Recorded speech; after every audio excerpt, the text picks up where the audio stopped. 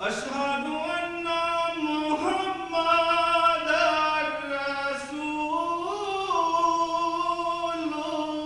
الله.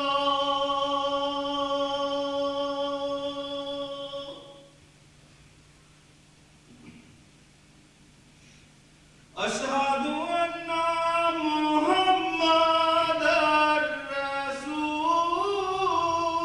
الله.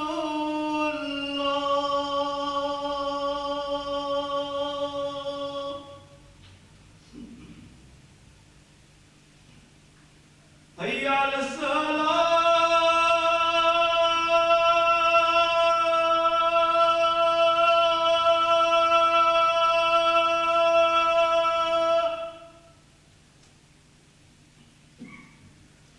حي على الصلاة.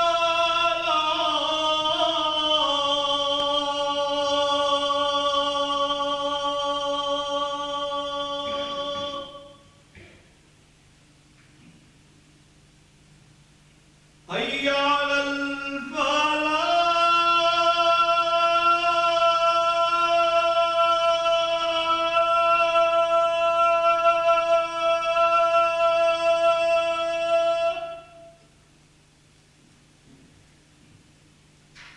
حي على الفلاح.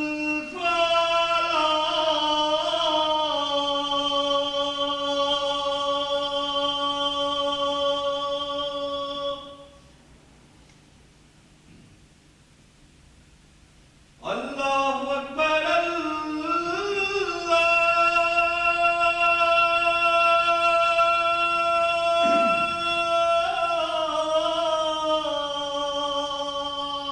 أكبر.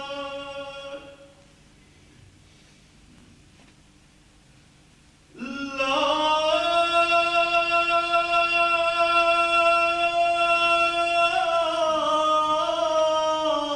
إله إلا الله.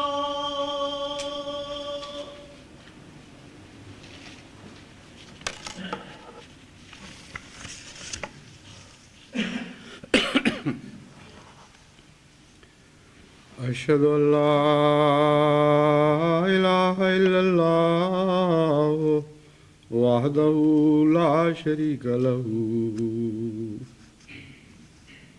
وأشهد أن محمدا عبده ورسوله أما بعد فأعوذ بالله من الشيطان الرجيم بسم الله الرحمن الرحيم الحمد لله رب العالمين الرحمن الرحيم مالك يوم الدين إياك نعبد وإياك نستعين اهدنا الصراط المستقيم صراط الذين أنعمت عليهم غير المغضوب عليهم ولا الضالين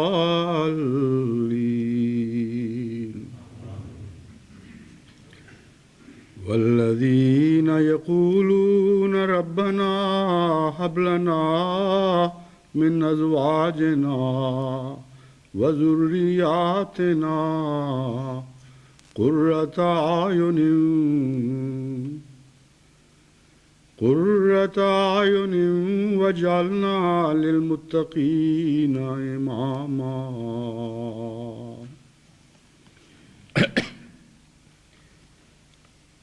عموماً میں جب جمعہ کے لیے آتا ہوں تو پہلے اب آپ کو السلام علیکم ورحمۃ اللہ وبرکاتہ کہتا ہوں اور پھر اذان کی اجازت دیتا ہوں. اس دفعہ خیالوں میں کھویا ہوا یہ بھول ہی گیا اور تبھی میں تعجب کر رہا تھا کہ اذان کیوں نہیں فوراً شروع کی. تو اب میں اس کو کوتاہی کو دور کرتے ہوئے میں آپ کو سب کو السلام علیکم ورحمۃ اللہ وبرکاتہ کہتا ہوں.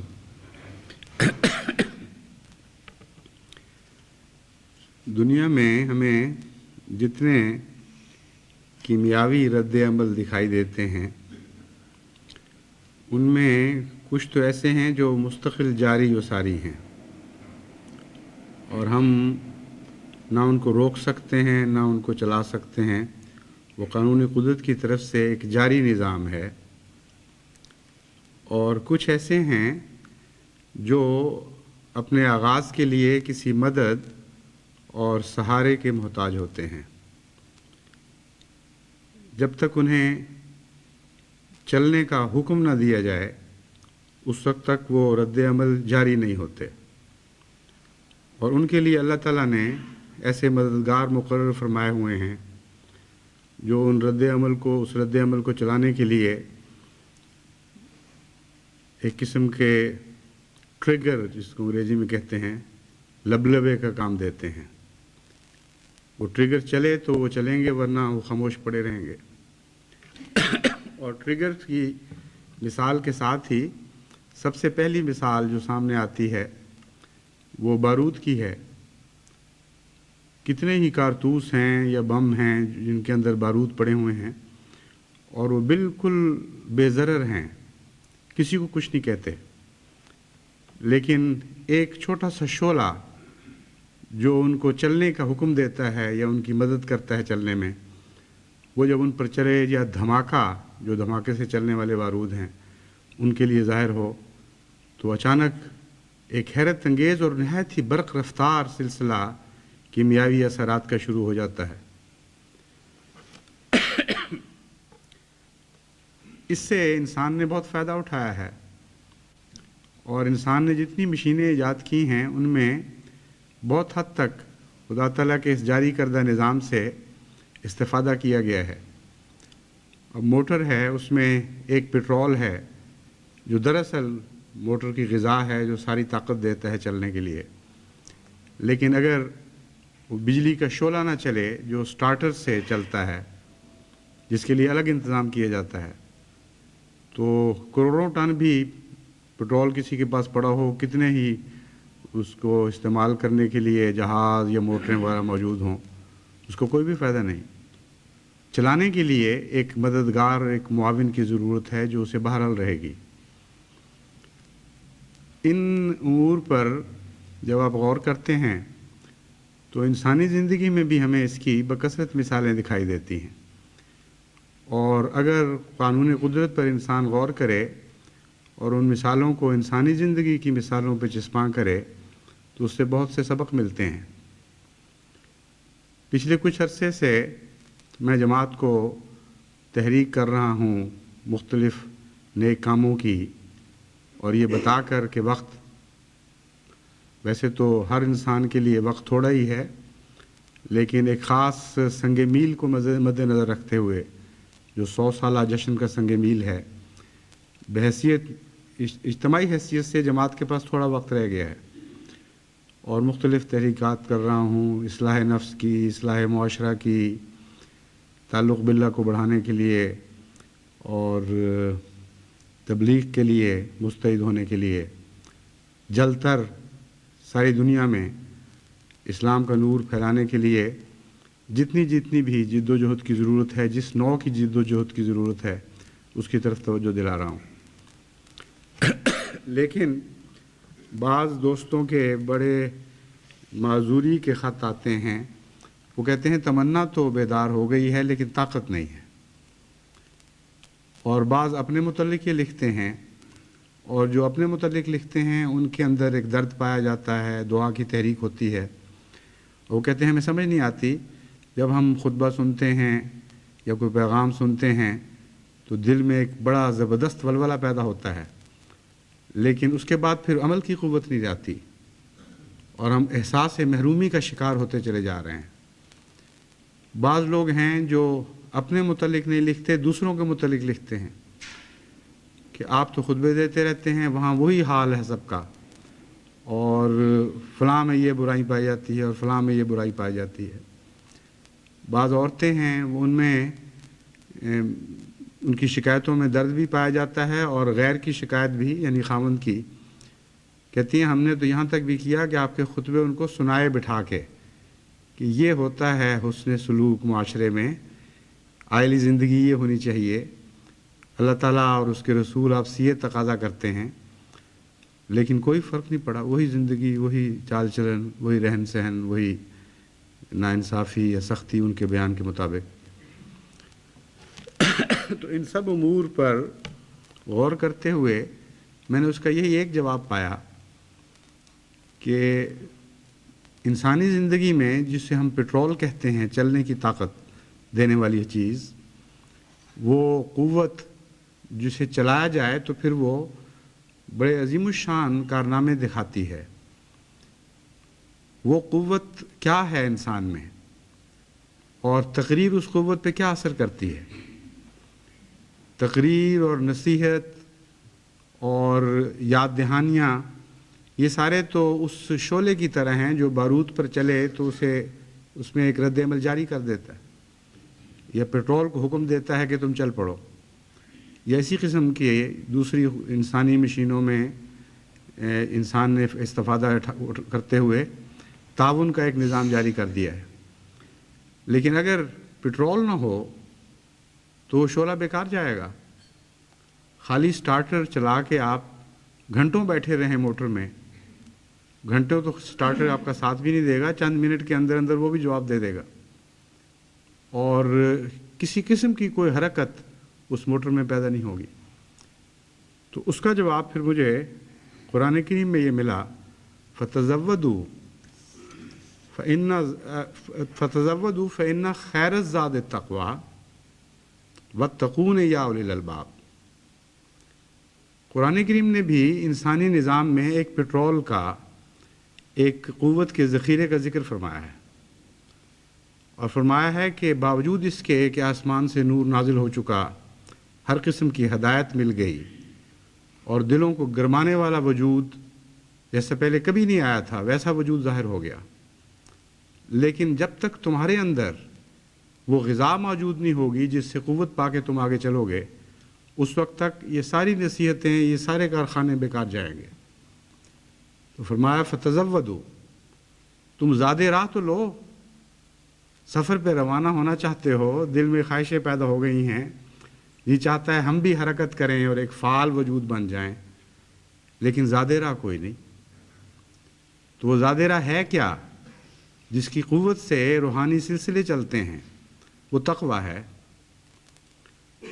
اب اس جواب کی روشنی میں جب آپ ان سب حالات پر نظر ڈالیں جو جماعت پر گزر رہے ہیں، تو ہر دفعہ یہی جواب ملے گا۔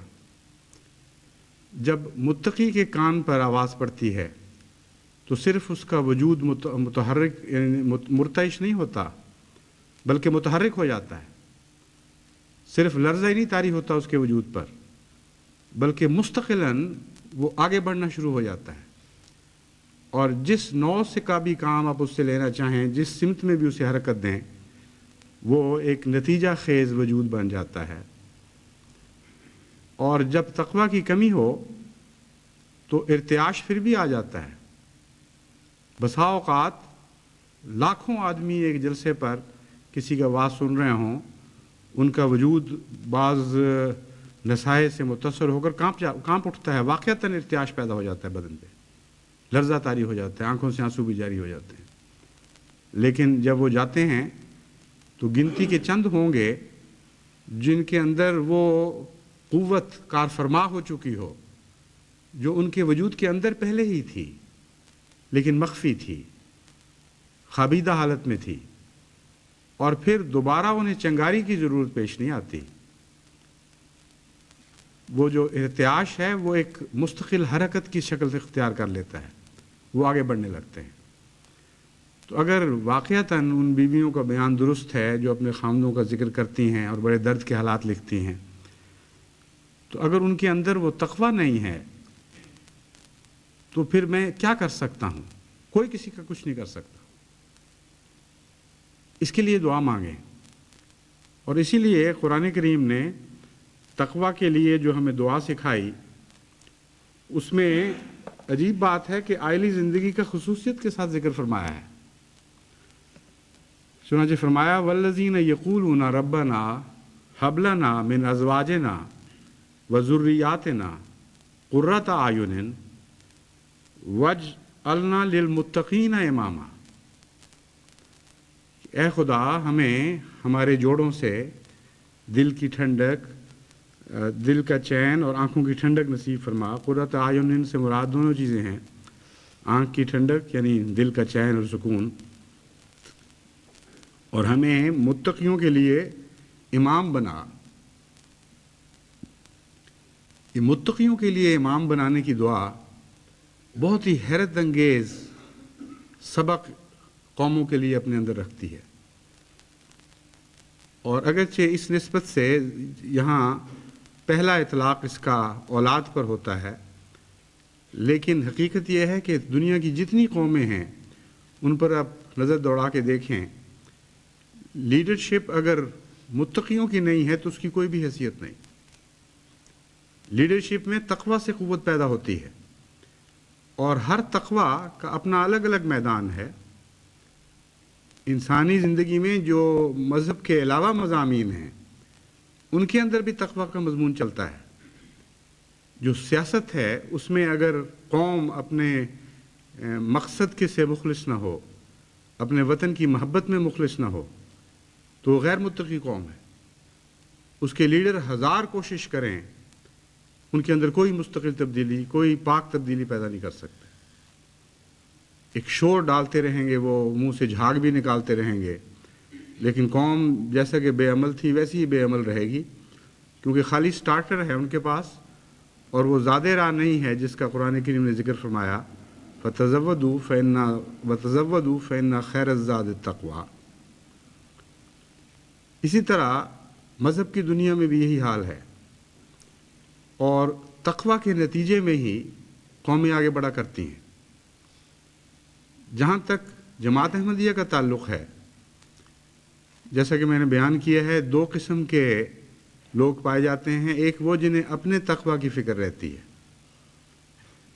وہی ہیں جو حقیقت میں ہدایت پانے کے اہل ہیں، اور ایک وہ ہیں جو دوسرے کی تقوی کی فکر نہیں کرتے، بلکہ دوسرے کی برائیوں کا کھوج نکالنے کی فکر میں رہتے ہیں، اور اس کا نام انہوں نے اپنا تقوی رکھ لیا ہے، اور غیر میں تقوی کی تلاش رکھ لیا ہے۔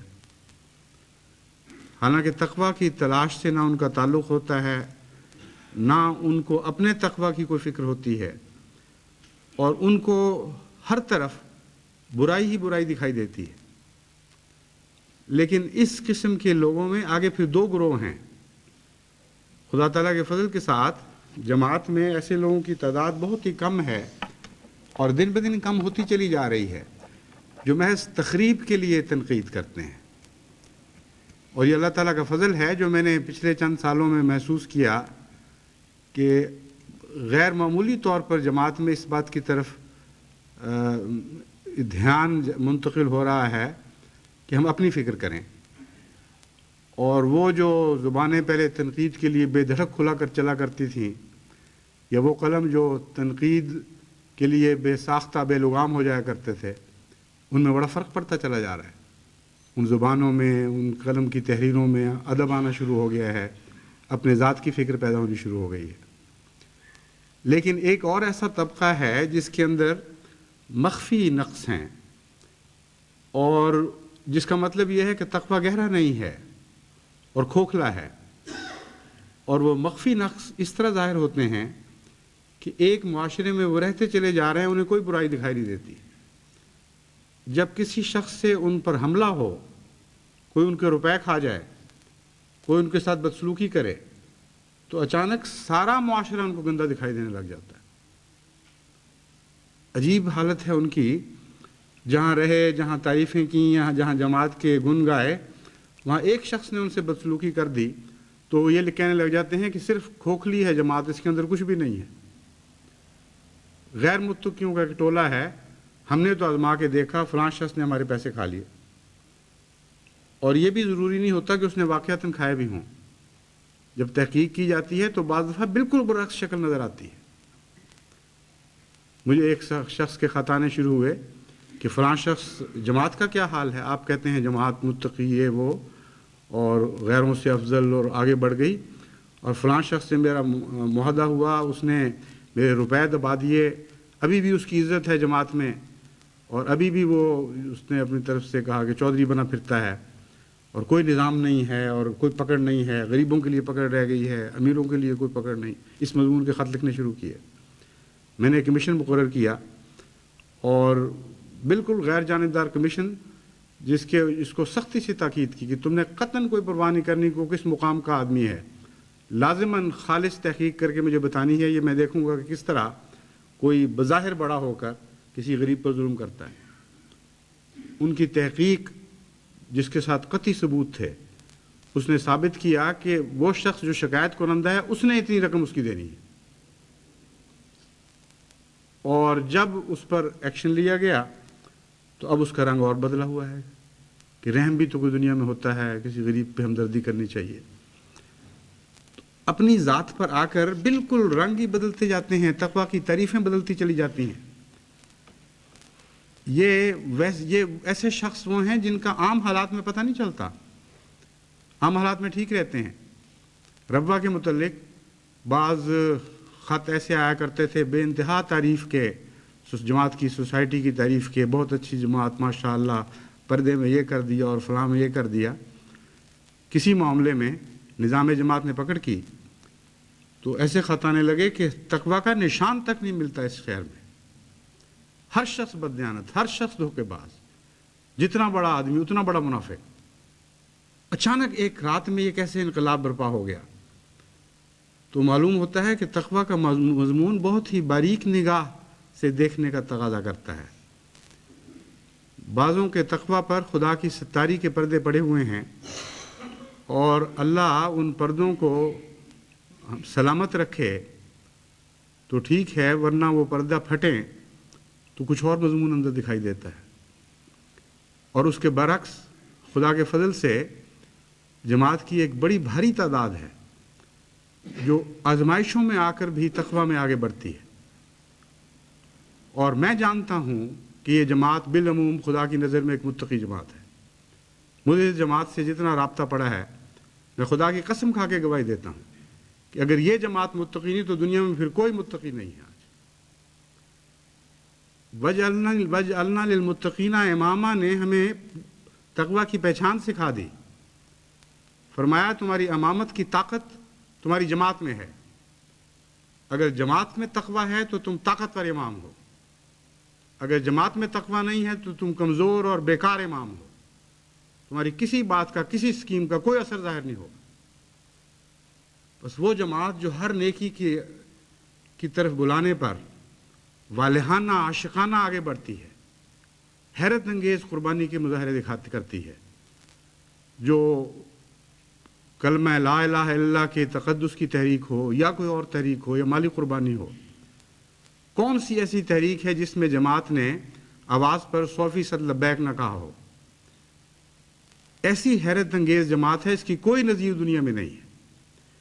اس لیے حضرت مسیح موعود علیہ الصلوۃ والسلام کی دعاؤں کا ثمرہ جماعت ہوا.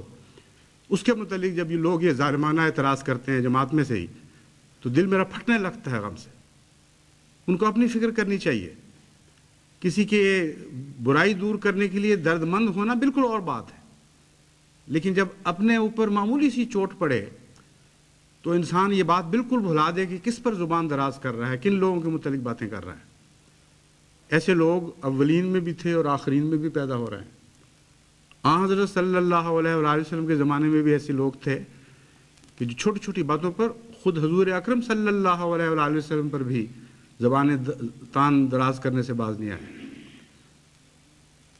لیکن اس کے باوجود اس کے کہ میں جانتا ہوں کہ بالعموم خدا کے فضل سے نہ صرف جماعت تقویٰ کے معیار میں بلند ہے بلکہ بلند تر ہونے کی تمنا رکھتی ہے، آگے بڑھنے کے لیے بے قرار ہے. اور کمزوریاں ہر انسان میں ہوتی ہیں، کوئی انسان ایسا نہیں جس میں کمزوریاں نہ ہوں، دیکھنا یہ ہے کہ اس شخص کی توجہ کس طرف ہے، کمزوریاں بڑھنے پر وہ خوش ہے یا کمزوریاں کم کرنے کی طرف متوجہ ہے۔ بعض لوگ ایسے ہیں جن کو کمزوریوں کے باوجود ہر وقت فکر لگا رہتا ہے کہ میری فلاں کمزوری ابھی تک دور نہیں ہوئی، میرا کیا بنے گا۔ بعض لوگ ایسے ہیں کہ جن کو برائی کی تمنا ہے اور حسرت ہی رہتی ہے کہ ہماری تمنا پوری نہیں ہو سکی۔ جیسا کہ غالب نے کہا، نا کردہ گناہوں کی بھی حسرت کی ملے داد، یا رب اگر ان کردہ گناہوں کی سزا ہے۔ پھر کہتا ہے میرا سر دامن بھی ابھی تر نہیں ہوا تھا، میری زندگی کا دور ختم ہو گیا اور گناہوں میں میرا سر دامن بھی ابھی تر نہیں ہوا تھا۔ تو یہ بھی ایک صاف گوئی ہے۔ لیکن امر واقعہ یہ ہے کہ دنیا دو قسم کے انسانوں پر مشتمل ہے۔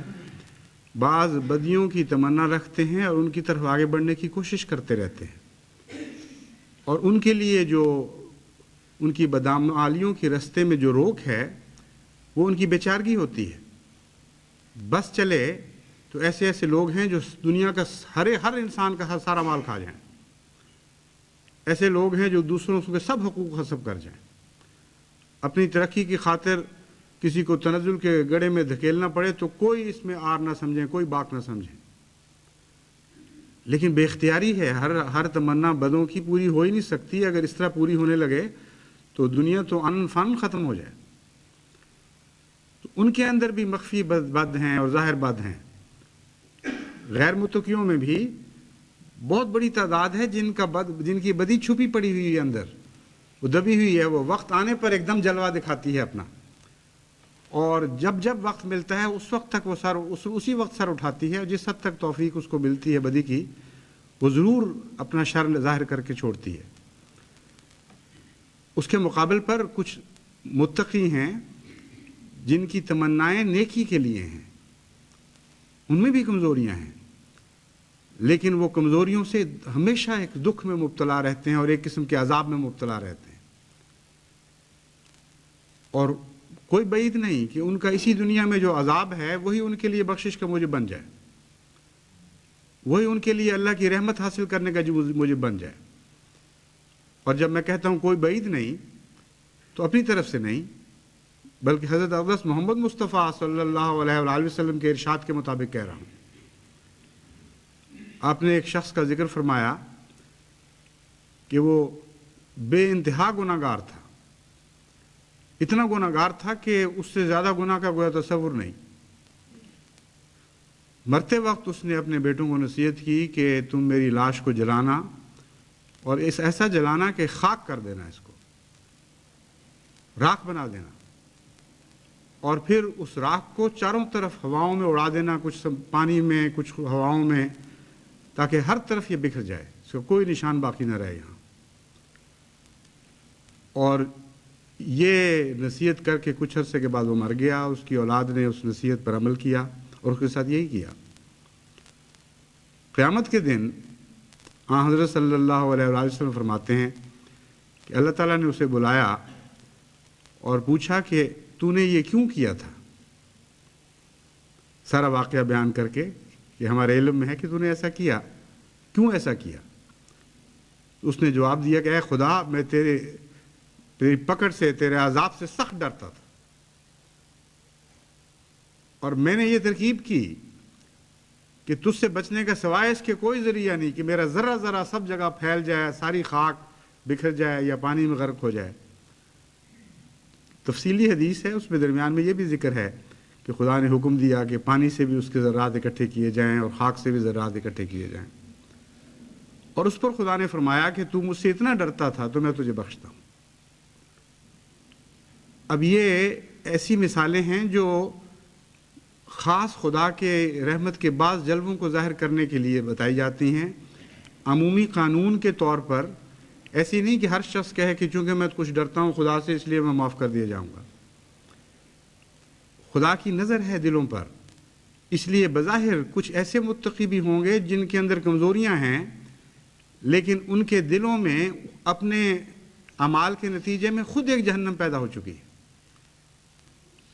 اور کچھ ایسے بد ہیں جن کو بدیاں کرتے کرتے چین نہیں ملتا، اور ان کے اندر بھی ایک جہنم ہے، مگر وہ حال میں مزید کی جہنم ہے، اور بھی چاہیے کچھ، اور بھی چاہیے کچھ، اور بھی چاہیے، وہ حسرتوں کی جہنم ہے۔ اور یہاں یہ جہنم ہے اپنے کیے ہوئے پر ندامت کی جہنم، دونوں قسم کی جہنمیں ہوا کرتی ہیں۔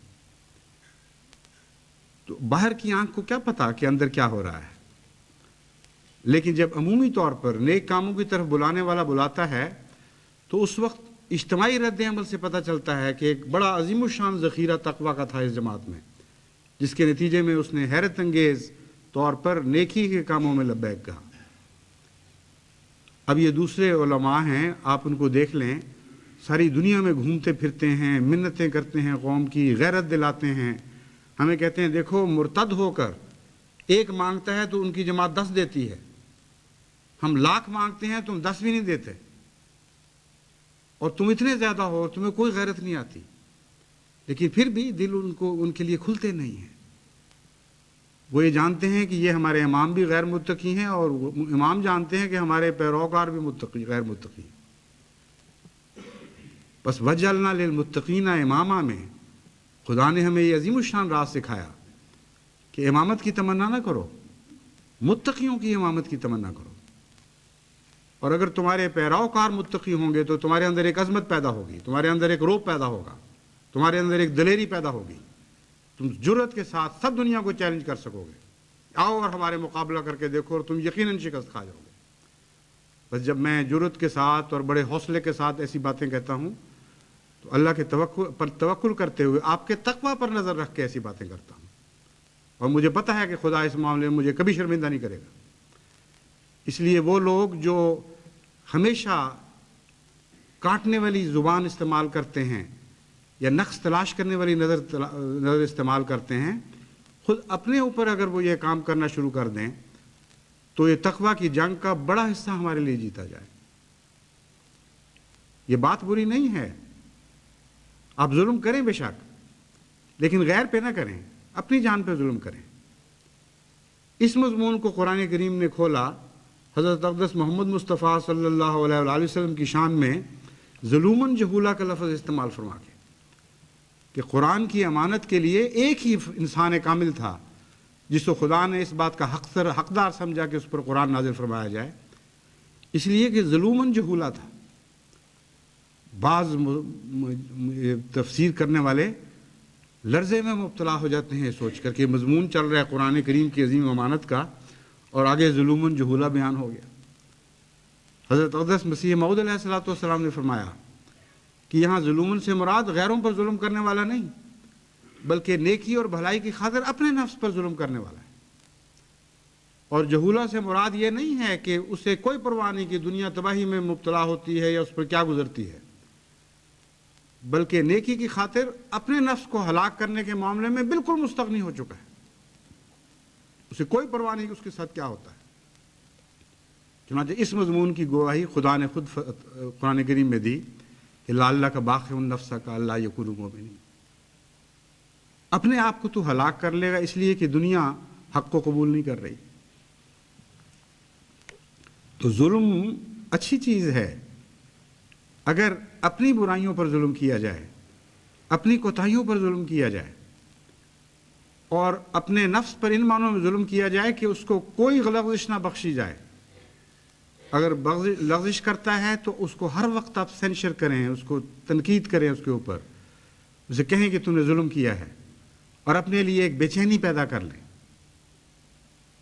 یہ ظلم بہت ہی قیمتی اور پیارا ظلم ہے جس کی تعلیم ہمیں قرآن کریم نے دی، اور حضرت محمد مصطفیٰ صلی اللہ علیہ وآلہ وسلم کو اس پاک ظلم کا نمونہ بنا کر ہمارے سامنے پیش فرمایا۔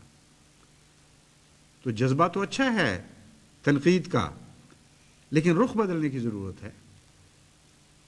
غیروں پر رحم کی نظر ڈالیں، پیار اور محبت سے ان کو نصیحت کریں، ان کی مدد کریں، ان کے اندر اگر ذخیرے ہیں تقویٰ کے تو انہیں انگیخت کرنے کے لیے وہ چنگاری بن جائیں جو ان کے ذخیروں میں وہ قوت کے دھماکے پیدا کر دیں۔ لیکن ایسی بات نہ کریں کہ وہ جو ذخیرے ہیں ان پر اور پانی پڑے، اور بھی زیادہ وہ بڑھنے اور नशो व नुमा पाने के नाअहल होते चले जाएं। हकीकत ये है कि तक़वा के मेयार बुलंद किए बगैर हम कोई भी अजीम शान कारनामा दुनिया में सर अंजाम नहीं दे सकते, और बावजूद इसके कि हम तक़वा के खुदा के फजल से नहायत ही बुलंद मेयार पर हैं, लेकिन मज़ीद की ज़रूरत है। इसीलिए बार बार यह याद दहानी कराने की ज़रूरत पड़ती है, तक़वा का कोई आखिरी मुकाम नहीं है, सवाए इसके कि इंसानी तारीख़ में हज़रत अक़दस मोहम्मद मुस्तफ़ा सल्लल्लाहु अलैहि वसल्लम की ज़िंदगी में और आपकी ज़ात में तक़वा का आखिरी मुकाम ज़ाहिर हुआ, जिससे ऊपर तक़वा का कोई मुकाम इंसान के इल्म में नहीं आ सकता। उसके बाद उस मुकाम की तरफ हरकत के मज़ाहिर तो आपको नज़र आएंगे, लेकिन उस मुकाम तक पहुँचने का एक भी मौका आपको कहीं दिखाई नहीं देगा। करीब तर होने का मज़मून है फिर, और उसमें गुम होकर जो अपने वजूद को पूरी तरह खो दे वो उसके करीब तर दिखाई देगा, मगर फिर भी उस जैसा नहीं हो सकता। उसमें खोया भी जाए तो हम मर्तबा नहीं हो सकता। आका आका रहता है, शागिर्द शागिर्द रहता है। इस मजमून को ना समझने के नतीजे में बाज़ ज़ालिमों ने हज़रत मसीह मौऊद अलैहिस्सलातु वस्सलाम के कलाम को नहीं समझा और उस पर भी एतराज़ किए। तो तक़वा का मजमून ऐसा वसी है और इतना बुलंद भी और इतना बारीक भी कि इसके लिए हम जहत निगरानी की ज़रूरत है और हर तरफ कोशिश की ज़रूरत है। इसलिए आप जिस भी मुकाम पर खड़े हों, आगे और मुकामात हैं, और अगर वाकई तक़वा सच्चा है तो फिर किसी मुकाम पर भी आप खड़े हों, आप उस पर मुतमईन नहीं होंगे। यही समझते रहेंगे कि नहीं कुछ कमी रह गई, अभी मैं कुछ भी हासिल नहीं कर सका। हज़रत मसीह मौऊद अलैहिस्सलातु वस्सलाम अल्लाह से प्यार करने वाले और हकीकी मुत्तक़ियों का नक्शा खींचते हुए इस मज़मून को बयान फरमाते हैं।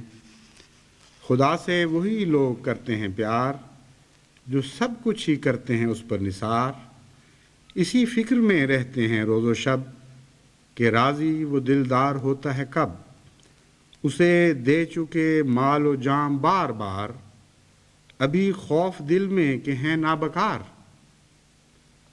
एक दफ़ा नहीं, बार बार सब कुछ फिदा करने का मौका मिलता चला जाता है, और गम और फिक्र ये लगा हुआ है कि हम तो नाबकार ही रहे, कुछ भी नहीं कर सके खुदा के लिए। ये वो तक़वा की तारीफ़ है जिस पर अगर आप अमल शुरू कर दें तो फिर अल्लाह ताला के फजल से आपको कोई ख़तरा नहीं और कोई गम नहीं।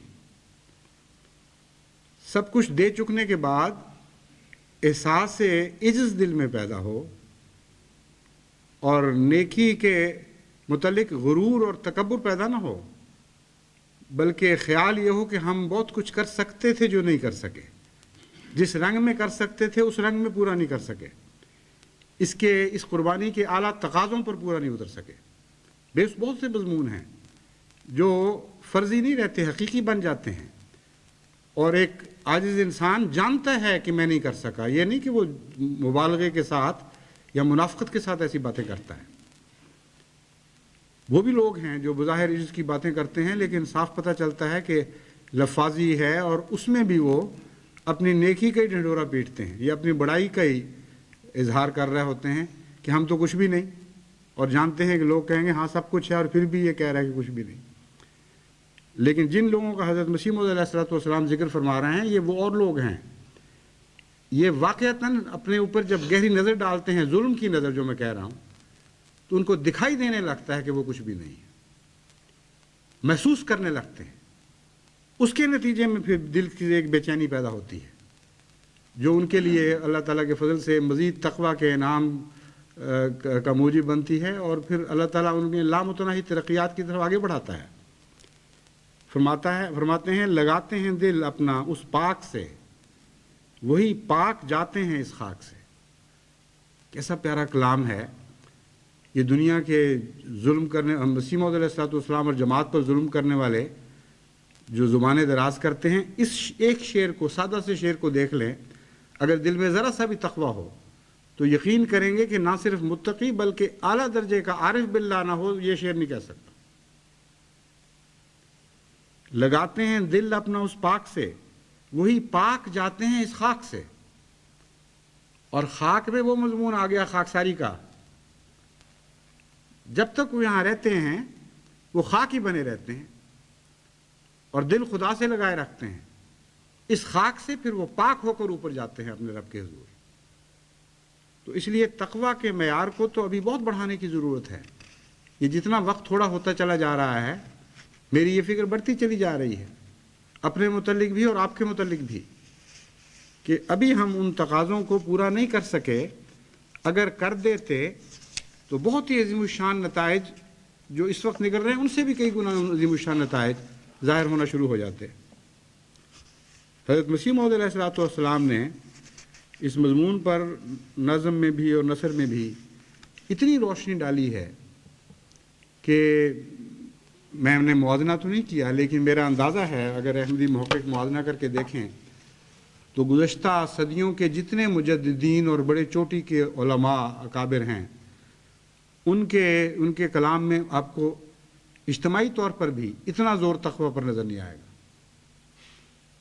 بھری پڑی ہیں حضرت مسیح موعود علیہ السلام کی عبارتیں، آپ کا نظمیہ منظوم کلام، آپ کی نثر، آپ کے ملفوظات، جس میں صرف تقویٰ کے اوپر زور نہیں بلکہ اس کی باریک تجزیہ کر کے باریک سے باریک خطرات سے بھی آگاہ فرمایا گیا ہے، اس کے نفیس تر پہلوؤں پر بھی روشنی ڈالی گئی ہے، اور عارف باللہ کے سوا کوئی اس مضمون کو کھول نہیں سکتا جس طرح حضرت مسیح موعود علیہ السلام نے کھولا ہے۔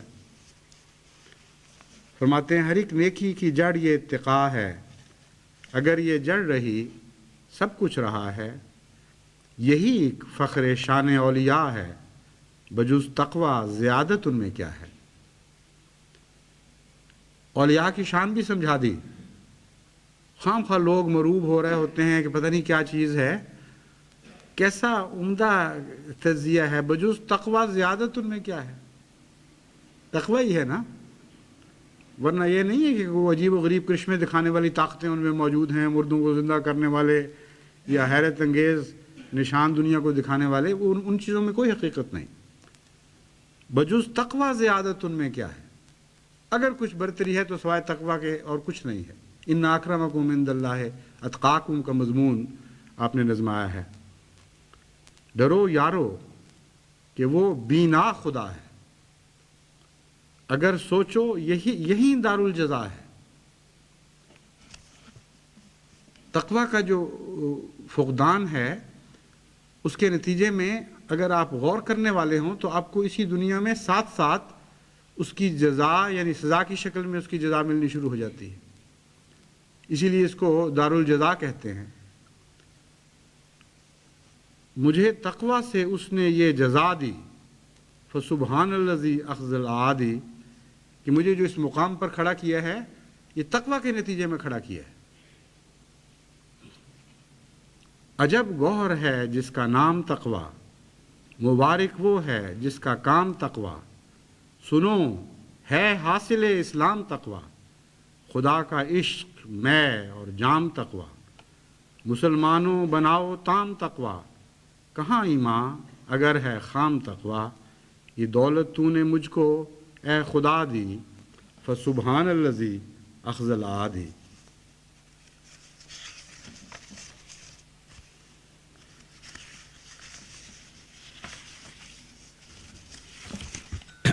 پھر فرماتے ہیں میں تمہارا زمین تمہارا کچھ بھی بگاڑ نہیں سکتی اگر تمہارا آسمان سے پختہ تعلق ہے، جب کبھی تم اپنا نقصان کرو گے تو اپنے ہاتھوں سے نہ دشمن کے ہاتھوں سے۔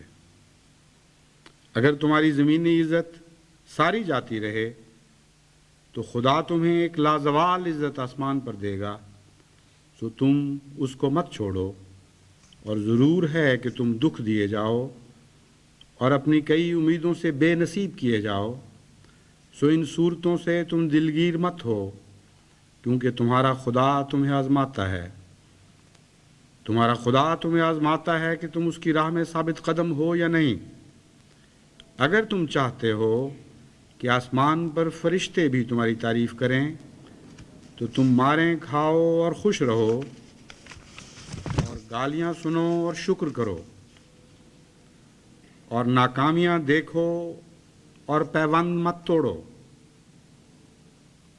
یہ وہ پیمانہ ہے جو حضرت مسیح موعود علیہ الصلوۃ والسلام نے ہمارے سامنے رکھا۔ اب کیا پاکستان کی جماعت اس پیمانے پر پورا نہیں اتر رہی؟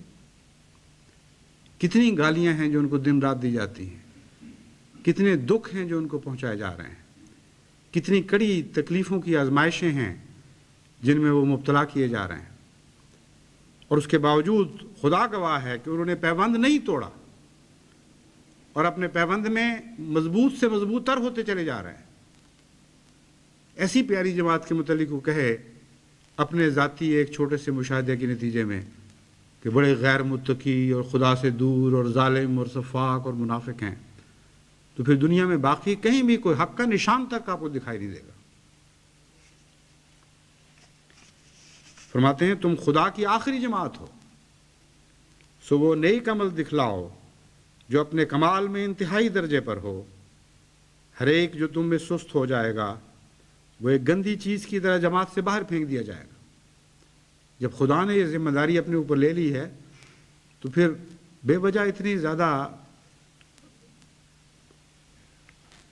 وہ باتیں اپنے ہاتھ میں لینے کی ضرورت ہی کوئی نہیں جن کا خدا خود ذمہ دار ہو چکا ہے۔ فرماتے ہیں اللہ تعالیٰ نے خبر دی ہے کہ وہ خدا تعالیٰ خود ذمہ دار ہے، گندوں کو آہستہ آہستہ نکال کر باہر پھینکتا چلا جائے گا، اور یہ نمونہ ہم روز دیکھ رہے ہیں، ایک جاری نمونہ ہے۔ بہت سے ایسے ہیں جو بظاہر نیک انجام کی طرف بڑھ رہے تھے لیکن دل میں گندگی تھی، اللہ تعالیٰ نے آخری وقت میں ان کو نیک انجام سے محروم کر دیا۔ دیکھو وہ ایک گندی چیز کی طرح جماعت سے باہر پھینک دیا جائے گا اور حسرت سے مرے گا اور خدا کا کچھ بگاڑ نہ سکے گا۔ دیکھو میں بہت خوشی سے خبر دیتا ہوں کہ تمہارا خدا در حقیقت موجود ہے، اگرچہ سب اسی کی مخلوق ہے، لیکن وہ اس شخص کو چن لیتا ہے جو اس کو چنتا ہے، وہ اس کے پاس آ جاتا ہے جو اس کے پاس جاتا ہے، جو اس کو عزت دیتا ہے وہ اس کو بھی عزت دیتا ہے۔ بس اللہ تعالیٰ سے اپنے تقویٰ کا تعلق مضبوط تر کرتے چلے جائیں اور اپنے تقویٰ کی فکر کریں اور اپنی اولاد کے تقویٰ کی فکر کریں۔ وہ آپ کی اپنی ذات میں داخل ہے، اسی لیے وہ قرآن کریم کی جو آیت میں نے آپ کے سامنے تلاوت کی اس میں یہ لطیف مضمون بھی بیان فرما دیا کہ اگر تمہیں حقیقتاً سوسائٹی کی اصلاح کی فکر ہے تو اپنی اولاد پر پہلے کام کرو، اس کے لیے دعائیں کرو، اس کے لیے اصلاح کی کوشش کرو۔ اگر تم ایسا کرتے ہو تو تمہارے دل کی سچائی کم سے کم ثابت ہو جائے گی۔ تم اس بات کے اہل ہوگے کہ غیروں کو بھی نصیحت کرو، ان کے اندر بھی کمزوریاں اگر ہیں تو دور کرنے کی کوشش کرو۔ اور یہ مضمون کھول دیا کہ اولاد سے جب تم یہ معاملہ کرتے ہو تو تمہیں پتہ ہے کہ کیسا معاملہ کرتے ہو، کیسی اس میں سنجیدگی پائی جاتی ہے، اور اس سنجیدگی کے نتیجے میں پھر اللہ تعالیٰ اس اولاد میں تبدیلیاں بھی پیدا کرتا ہے۔ اگر غیر سنجیدہ ہوتے ہو اور محض دکھاوا ہے تو اس پر کوئی بھی اثر نہیں پڑتا، تمہارا رخ کسی اور طرف ہے، اولاد کا کسی اور طرف ہے۔ اور اگر اولاد کی حقیقی پرواہ نہیں اور غیروں پر ظلم کرنے پر آمادہ ہو تو پھر تمہارا تقویٰ نہیں ہے۔ اس لیے اپنی اولاد کا جو پہلو ہے اس کو نہ بھولیں۔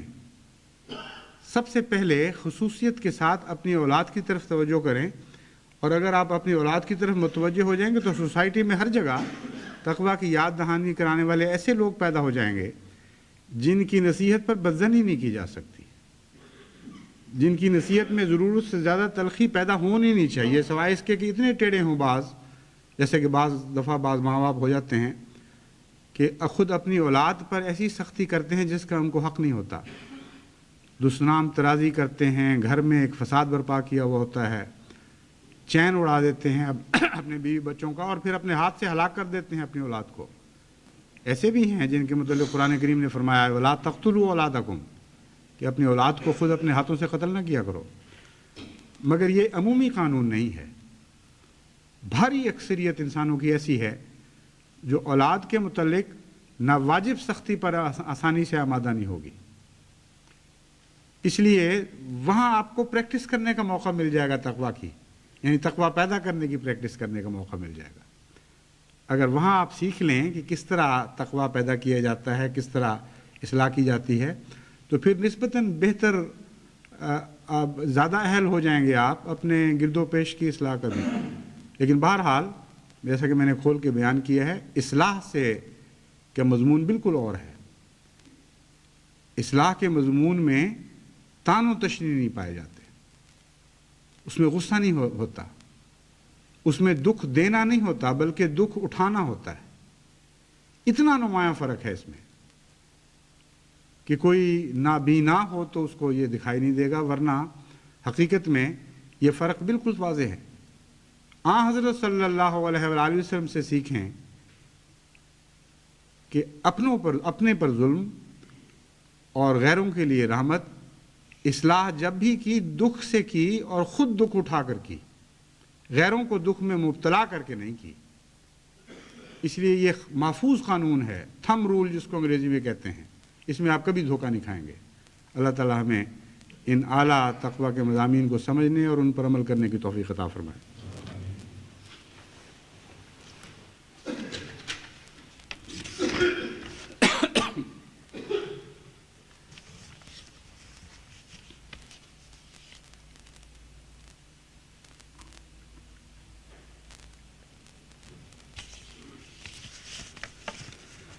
الحمد لله نحمده ونستعينه ونستغفره ونؤمن به ونتوكل عليه ونعوذ بالله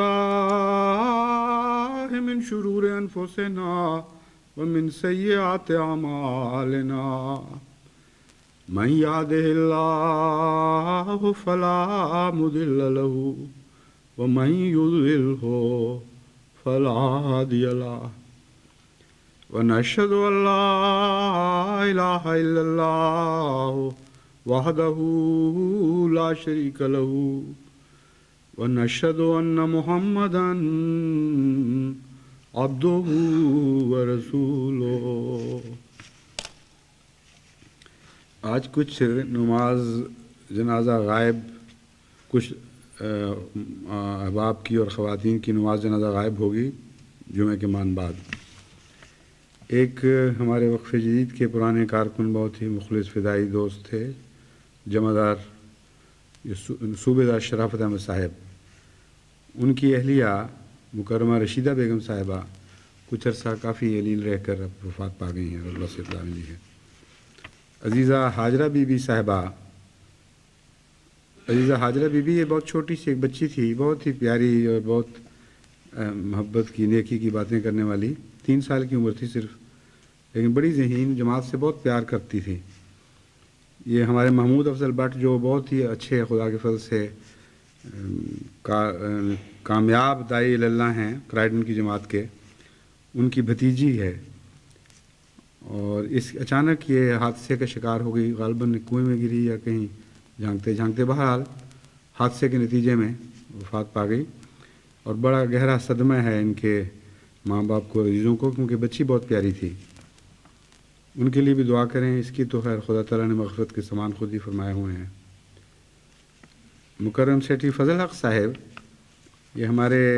یہ بھی کرائڈن کی خاتون ہیں، لجنہ کی اچھی کام کرنے والی، قرآن کریم وغیرہ کی تلاوت وغیرہ کیا کرتی ہیں ان کے اجلاسوں میں بھی. لائقہ شاہدہ ان کے والد، اور ان سے بڑھ کر قابل ذکر ہیں ان کے بھائی جو جیلم کے امیر ہیں. اور جب سے انہوں نے عمارت سنبھالی ہے ماشاءاللہ بہت ہی اچھا کام چل رہا ہے جیلم کی جماعت کا، اور ہر پہلو سے وہاں نمایاں فرق ہے. چنانچہ مربی کی رپورٹوں سے بھی پتہ چلتا ہے کہ ہاں جس مسجد میں بہت کم نمازی ہوتے تھے اب خدا کے فضل سے بھری ہوئی ہوتی ہے. تو ان کے والد اچانک وفات پا گئے. یہ آپریشن کے لیے، آنکھوں کے آپریشن کے لیے گئے تھے، لیکن آپریشن سے پہلے ہی ایک رات ہارٹ فیل ہو گیا.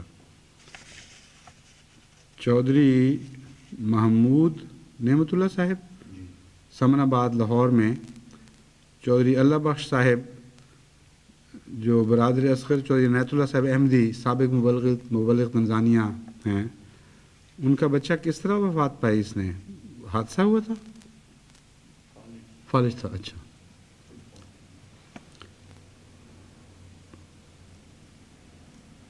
چودھری محمود نعمت اللہ صاحب بڑی عمر کے تھے، یہ چھوٹا لڑکا تھا؟ اچھا اچھا، پھر غلطی سے میں سمجھاؤں، یہ چودھری عنایت اللہ صاحب سے 5 سال چھوٹے تھے، بڑی عمر تھی، اور فالج کی وجہ سے ان کی وفات ہوئی ہے. آخری جنازہ کا اعلان ہے. محمد حبیب صاحب ابن مکرم محمد لطیف صاحب سندھی، یہ ہمارے مبلغ موریشس مکرم رفیق احمد صاحب جاوید کے چھوٹے بھائی تھے، اور امریکہ گئے ہوئے تھے، وہاں کسی حادثے کا شکار ہو گئے، غالباً آٹوموبیل حادثے کے، موٹر کے حادثے کا شکار ہو گئے. ان 5 کی نماز جنازہ جمعے کے مان بعد ہوگی. عباد اللہ رحمکم اللہ، ان اللہ یامر بالعدل والاحسان وایتاء ذی القربى وینہی عن الفحشاء والمنکر والبغی یعظکم لعلکم تذکرون. اذکروا اللہ یذکرکم وادعوہ یستجب لکم ولذکر اللہ اکبر.